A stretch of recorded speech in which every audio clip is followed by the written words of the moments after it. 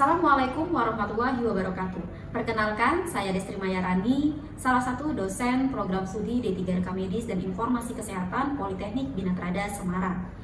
Video ini dibuat untuk melengkapi salah satu persyaratan dalam pengajuan sertifikasi dosen gelombang 1 tahun 2025, yaitu pernyataan diri dosen dalam unjuk kerja Tridharma Perguruan Tinggi PDD UKT-PT dalam bidang pengajaran.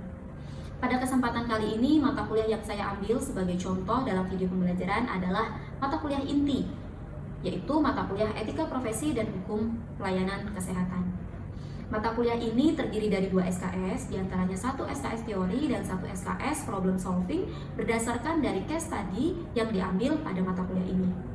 Mata kuliah ini disampaikan dengan metode Delivery, Interaction, and Assessment dalam proses pembelajaran yang ada di kelas secara offline maupun secara online. Adapun deskripsi mata kuliah Etika Profesi dan Hukum Pelayanan Kesehatan adalah mata kuliah ini mempelajari tentang konsep hukum kesehatan, peraturan dan perundang-undangan terkait pelayanan rekam medis dan informasi kesehatan, konsep dan bentuk penerapan etika profesi PMIK, standar profesi PMIK, peraturan terkait pelepasan data dan informasi kesehatan, kode etik profesi PMIK, kemitraan profesi. CPL dari mata kuliah ini meliputi sikap adalah mahasiswa mampu melaksanakan praktik rekam medis dan informasi kesehatan dengan prinsip etis dan peka budaya sesuai dengan kode etik rekam medis dan informasi kesehatan di Indonesia. Kemudian mahasiswa memiliki sikap, perilaku, kemampuan menjaga kepentingan kerahasiaan pribadi pasien dan rahasia jabatan, dan mampu mempertanggungjawabkan segala tindakan profesinya baik kepada profesi, pasien, maupun masyarakat luas. Berdasarkan umum, mahasiswa mampu bekerja sama, berkomunikasi, dan berinovasi dalam pelaksanaan pekerjaannya. Yang kedua, mahasiswa mampu mendokumentasikan, menyimpan, mengamankan, dan menemukan kembali data untuk menjamin kesahihan dan mencegah plagiasi. CPMK pada mata kuliah ini, mahasiswa mampu memahami konsep hukum kesehatan, mahasiswa memahami peraturan dan perundang-undangan terkait pelayanan rekam medis dan informasi kesehatan, mahasiswa memahami konsep dan bentuk penerapan etika profesi PMIK, mahasiswa mengetahui standar profesi PMIK, mahasiswa mengetahui peraturan terkait pelepasan data dan informasi kesehatan. Mahasiswa memahami kode etik profesi PMIK, mahasiswa memahami kemitraan profesi. Lalu, referensi yang kami gunakan dalam mata kuliah Etika Profesi dan Hukum Pelayanan Kesehatan cukup banyak. Pertama, ada karya saya sendiri, yaitu buku Etika, Perilaku, dan Hukum Kesehatan, serta ada beberapa buku referensi lainnya. Pada aspek penilaian, ada beberapa poin, diantaranya UTS 20%, UAS 20%, kehadiran 20%, dan keaktifan tugas diskusi 40%. Metode pembelajaran yang digunakan pada mata kuliah ini yaitu discovery learning, presentasi kelompok, case study, dan problem based learning. Berikut adalah contoh video pembelajaran yang akan dilakukan secara luring di dalam kelas. Selamat menyaksikan.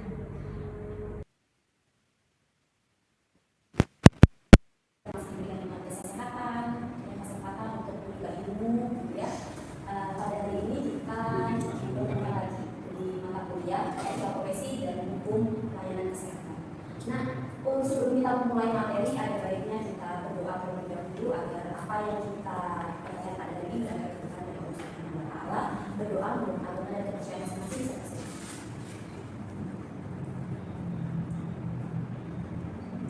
Doa selesai. Baik rekan-rekan, sebelum kita memulai, silakan mengisi persepsi terlebih dahulu melalui sinyal kata. Bisa dimulai dari sekarang ya. Kemudian sambil menunggu persepsi, nanti bisa diakses juga materi melalui Edlink ya, karena materi sudah saya upload di Edlink. Baik, sudah semua ya persepsi. Nah, saat ini kita pada pertemuan yang ke-10 gitu ya, yaitu dengan topik materi kode etik profesi rekam medis dan informasi kesehatan. Ada yang masih ingat dengan materi sebelumnya?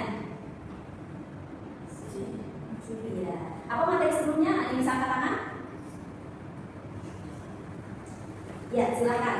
Standar profesi perekam medis. Standar profesi. Oke, di standar profesi perekam medis dan informasi kesehatan ada berapa poin? 7. Ada 7 poin. 7 poin tersebut ada pembagiannya lagi atau tidak? Ada. Coba disebutkan.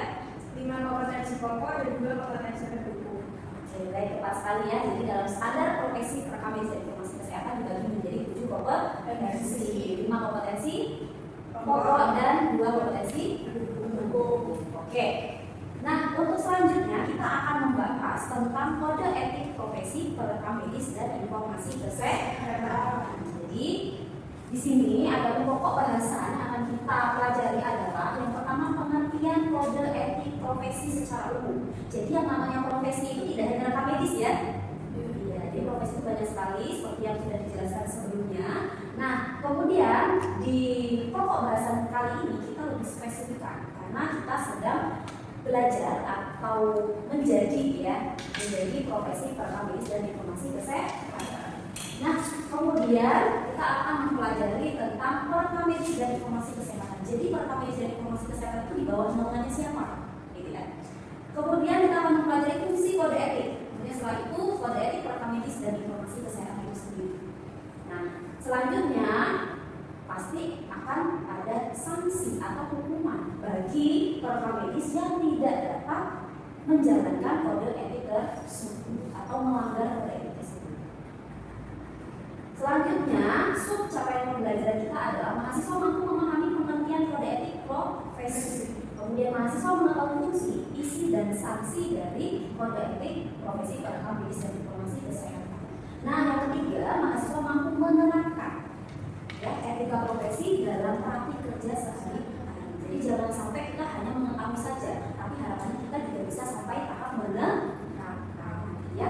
Nah, dalam pembelajaran ini kita menggunakan metode pembelajaran discussion learning, di mana pada discussion learning ini kita nantinya di akhir materi akan ada pembahasan kasus.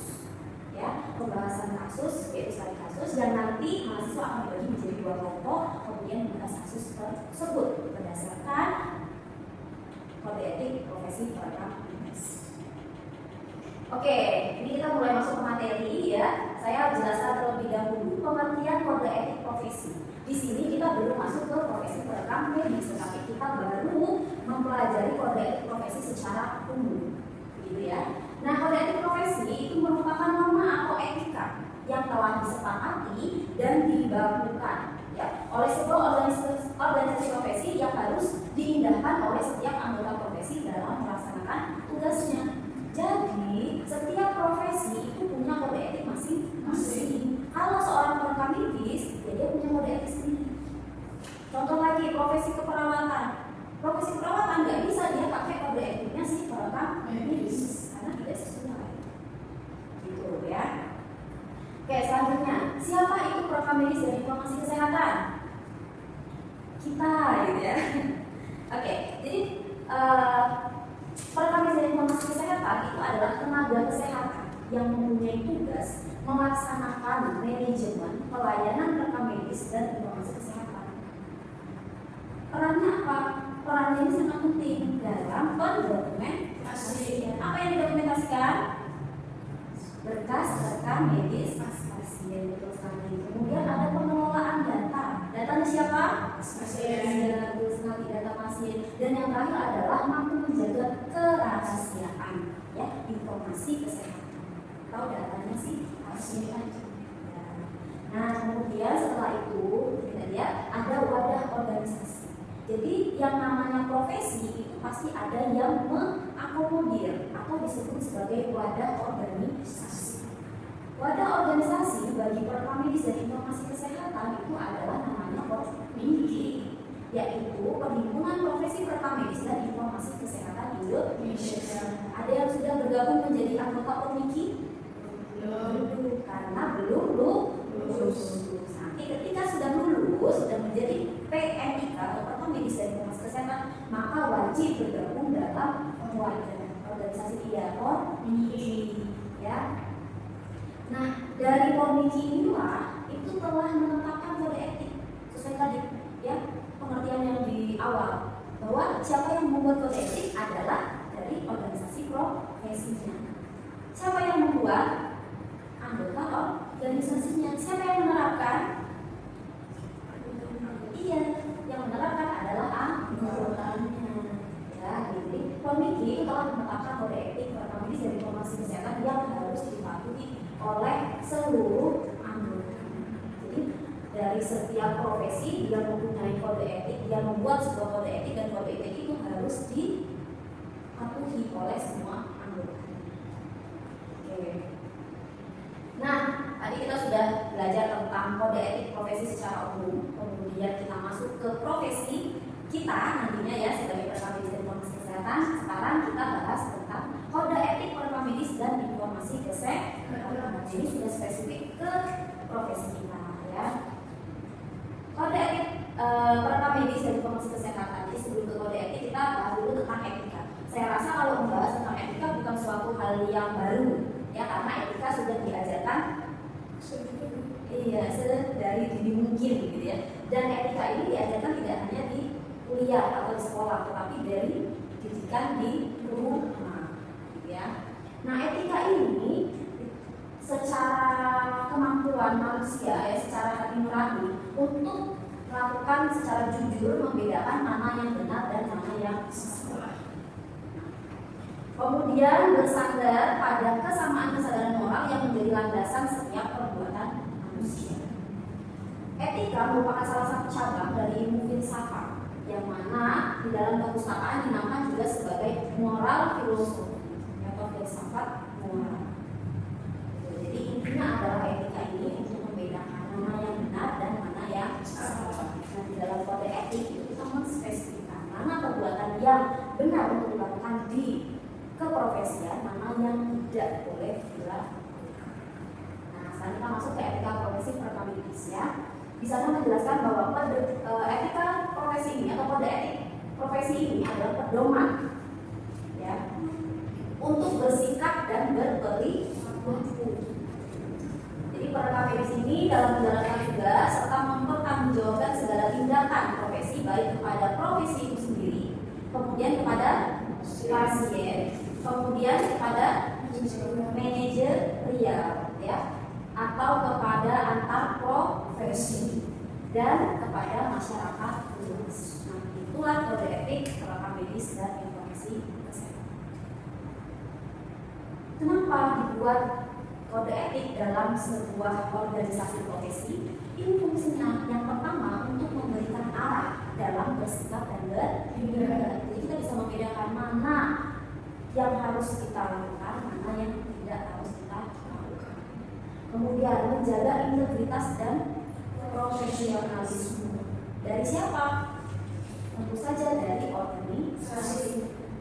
Nah, kemudian yang ketiga melindungi hak pasien dan institusi. Masih ingat kerahasiaan data pasien itu punya siapa? Pasien.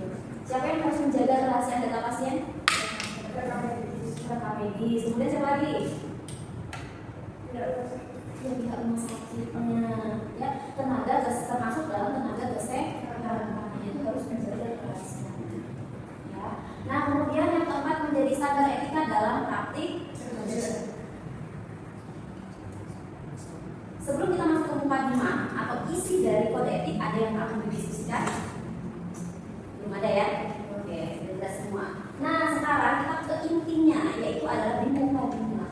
Mukadimah ini siapa yang mengeluarkan? Yang mengeluarkan adalah profesi perekam medis. Ya, di sana sudah dijabarkan beberapa pasal ya. Nah, nanti bisa teman-teman lihat pada materi yang sudah saya share. Di sana sudah ada juga terkait dengan kode etiknya ya. Nah, ini saya jelaskan bahwa kode etik terdiri dari 5 poin ya. Ada kewajiban umum yang terdapat di pasal 2 dan pasal 3 ya. Kemudian ada kewajiban profesi yang harus kita lakukan sebagai perekam medis di pasal 5. Kemudian ada kewajiban dalam hubungan dengan profesi dan instansi lain ya. Itu ada di pasal 5 juga. Kemudian ada kewajiban untuk diri sendiri pasal 6 dan untuk ada di pasal 7. Nah, kita lihat sekarang ya. Yang pertama yaitu kewajiban umum PMIK. Kewajiban umum PMIK yang pertama adalah di dalam pelaksanaan tugas profesi, setiap PMIK selalu bertindak demi kehormatan diri, profesi dan organisasi polri. Ya. Kemudian yang kedua, PMIK selalu menjalankan tugas berdasarkan standar profesi tertinggi.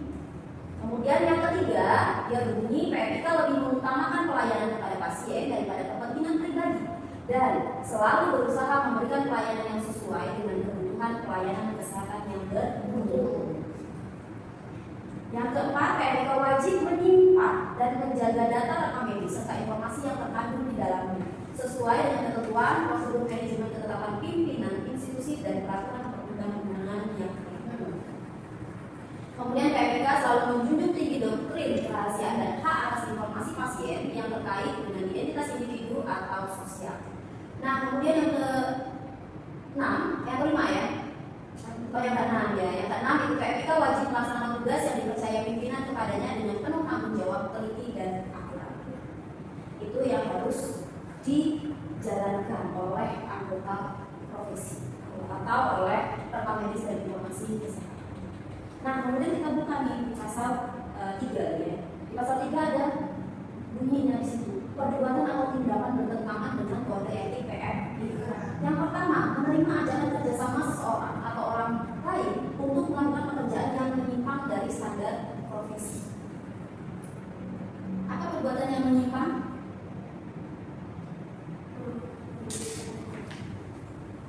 Menerima imbalan. Tidak menerima imbalan. Kemudian apa lagi? Tidak menjaga kerahasiaan informasi di tempat umum. Ya, tidak menjaga kerahasiaan. Sedangkan kita ingat ya bahwa seorang rekam medis tadi harus bisa menjaga kerahasiaan data pasien. Jadi kalau ada yang memberikan uang atau mengiming-imingi, saya diberikan dong data si A, nanti saya berikan uang. Kira-kira boleh nggak? Oke. Berarti kita lanjutkan yang kedua, menyebarluaskan informasi yang terkandung dalam rekam medis yang dapat merusak citra rekam medis dan informasi kesehatan yang sudah dijelaskan oleh Septi ya tadi ya, bahwa tidak boleh menyebarkan rahasia. Kemudian menerima imbalan jasa dalam bentuk apapun ya, baik itu tindakan nomor 1 dan 2. Ada yang bisa memberikan contoh lagi? Tindakan apa kira-kira yang tidak boleh atau yang bertentangan dengan kode etik? Siapa Nita? Boleh? Membocorkan password atau akun sistem informasi medis. Tidak membocorkan akun ya, username ataupun password. Karena sekarang kita sudah masuk di era rekam medis elektronik atau digital. Jadi sangat penting sekali ya menjaga kerahasiaan dan tidak memberikan username dan password kepada orang lain. Sekalipun itu sesama petugas rekam medis. Oke, ada lagi? Siapa lagi mau memberikan contoh? Ya, silakan. Tidak menjalankan tugas sesuai standar prosedur operasional atau SPO. Ya, tidak menjalankan SPO. Karena SPO itu merupakan standar. Jadi standar itu pasti sudah disesuaikan dengan masing-masing setiap institusinya, institusinya, organisasinya, gitu ya. Jadi harus di. Nah, selanjutnya kita bahas tentang kode etik yang kedua, yaitu kewajiban PMIK terhadap profesi. Yaitu PMIK wajib mencegah terjadinya tindakan yang menyimpang dari kode etik profesi. Kemudian PMIK wajib meningkatkan mutu rekam medis dan informasi kesehatan. PMIK wajib berpartisipasi aktif dan berupaya mengembangkan serta meningkatkan citra profesi. Kemudian PMIK wajib menghormati dan mentaati peraturan dan kebijakan organisasi profesi.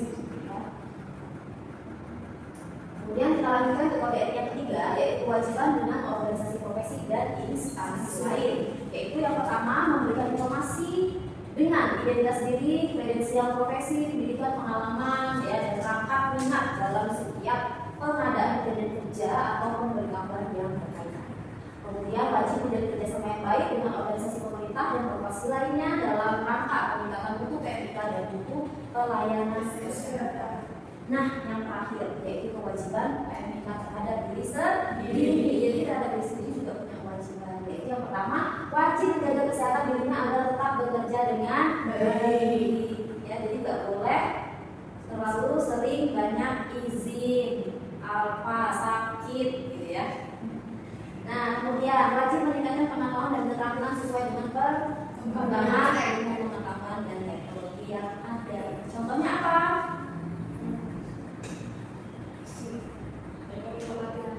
Rekam medis elektronik. Iya, rekam medis elektronik. Rekam medis elektronik itu baru aktif ya, mulai gencar digunakan sesuai dengan Permenkes 24 tahun 2022 kapan? 30 Desember tahun 2022. Ya, seluruh fasilitas pelayanan kesehatan wajib menggunakan rekam medis elektronik. Nah, mau tidak mau yang sebelumnya belum paham penggunaan digitalisasi harus menyesuaikan ya. Oke. Nah, ini kalau semisal kita atau calon rekam medis ini tidak bisa mentaati ya dari kode etik profesi, maka ada sanksinya. Apa saja sanksinya? Yang pertama bisa melalui teguran lisan dulu. Jadi untuk sanksi sendiri itu dilihat dari taraf kesalahannya, ya, ringan, sedang atau berat. Nah, jadi hukumannya atau sanksinya nanti bisa mengikuti dari tingkat kesalahan. Yang pertama yaitu ada teguran lisan dan tertulis, kemudian ada skorsing dari keanggotaan profesi. Jadi untuk sementara waktu dinonaktifkan dari anggota profesi. Kemudian selanjutnya ada pemecatan dari organisasi profesi. Nah, kalau sudah sampai pemecatan berarti sudah tidak diakui lagi sebagai perekam medis dari informasi kesehatan karena sudah dipecat. Nah, yang terakhir adalah tindakan hukum sesuai dengan peraturan perundang-undangan. Bisa dilihat di mana tergantung tingkat kesalahannya. Kalau dia melakukan pembocoran data, dia bisa meningkat pada undang-undang PDP, ya, perlindungan data pribadi. Kemudian juga bisa terikat pada Permenkes 24 tahun 2022. Oke, sampai sini ada yang akan kita diskusikan? Ya, sekarang kita lanjut ke kasus. Tadi sudah dijelaskan terkait dengan kode etik profesi rekam medis. Nah, di sini kita bagi menjadi dua kelompok. Ya, jadi ada yang 3 orang, ada yang 2 orang, ya. Silakan dibentuk untuk tempat duduknya. Ya. Bebas. Bebas ya, dengan tempat duduknya ada 2 orang, ada 3 orang.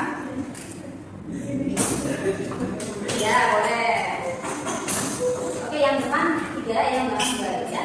Nah, dilihat dari kasus di depan, ya. Di sini ada seorang PMK membocorkan data pasien kepada pihak asuransi tanpa izin. Kemudian pertanyaannya adalah apa pelanggaran etiknya dan apa dampaknya? Silakan saya berikan waktu 5 menit. Ya, silakan kalian diskusikan berdasarkan kelompoknya masing-masing.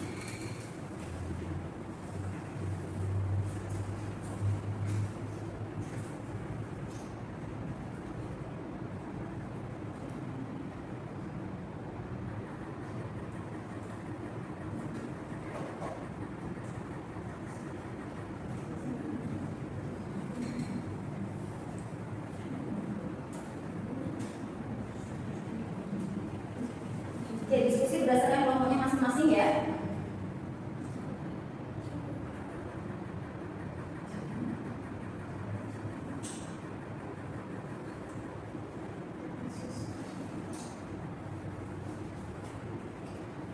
Sudah cukup ya? Silakan, kelompok siapa yang akan memberikan jawaban hasil diskusinya? Oke, silakan dari kelompok Salsa dan Septi. Berdasarkan kode etik profesi PNK untuk pelanggaran prinsip yaitu 1 kerahasiaan informasi. Pasal kode etik PNK yang dilanggar setiap PNK wajib menjaga kerahasiaan informasi medis pasien dan tidak menyebarluaskan tanpa persetujuan. Oke. PNK yang kedua, PNK tidak berwenang memberikan informasi medis kepada pihak ketiga termasuk asuransi tanpa izin tertulis dari pasien. Oke, baik. Berarti pelanggaran etiknya yang pertama adalah tadi tentang kerahasiaan data pasien. Karena setiap data pasien apapun itu jika harus keluar dari rumah sakit atau layanan kesehatan harus mendapatkan izin terlebih dahulu. Gitu. Kemudian poin yang kedua dari apa? Satu kerahasiaan, dua Integritas dan profesionalisme. integritas dan profesionalisme dari siapa? Dari perekam medisnya. Iya, di mana profesionalisme? Karena tadi sudah dijelaskan bahwa kewajiban profesi adalah salah satunya menjaga kerahasiaan. Oke.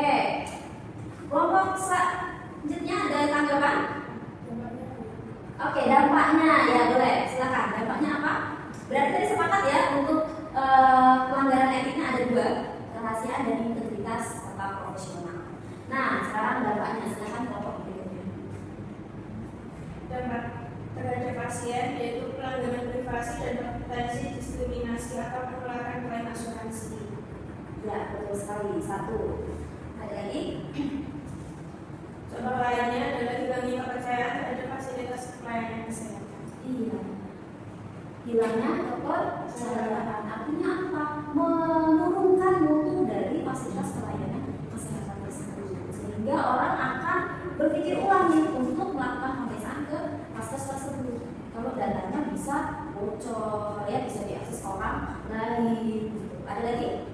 Dampaknya? Dampak terhadap tenaga medis yaitu sanksi dari organisasi profesi seperti peringatan, vaksin atau pemecatan. Ya, betul sekali. Dan lagi tuntutan hukum pidana atau perdata serta hilangnya reputasi dan integritas profesional. Iya. Nah, itu adalah dampaknya bila terjadi kebocoran data yang dilakukan oleh seorang PNK. Kira-kira di sini nanti kalian semua mau jadi perekam medis ya? Mau melakukan pembocoran data? Ya, apapun alasannya.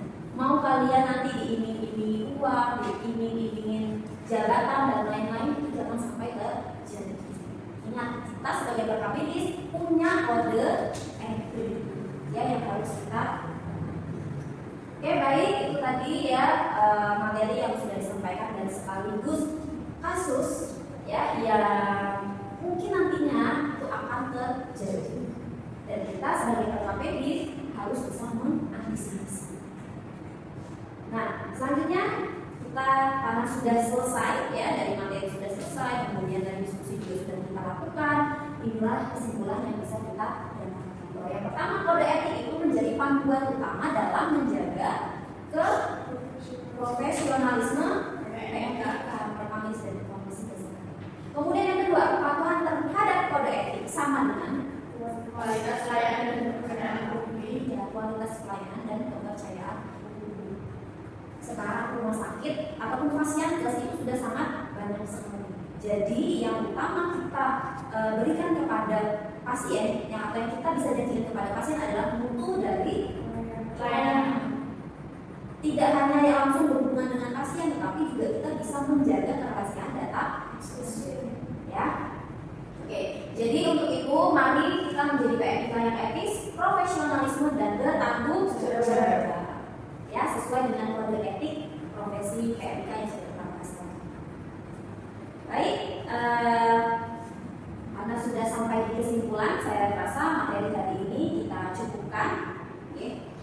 Nah, sebelumnya untuk mengakhiri, ada baiknya kita berdoa terlebih dahulu agar ilmu yang kita dapatkan hari ini mendapatkan keberkahan dari Allah Subhanahu wa Ta'ala.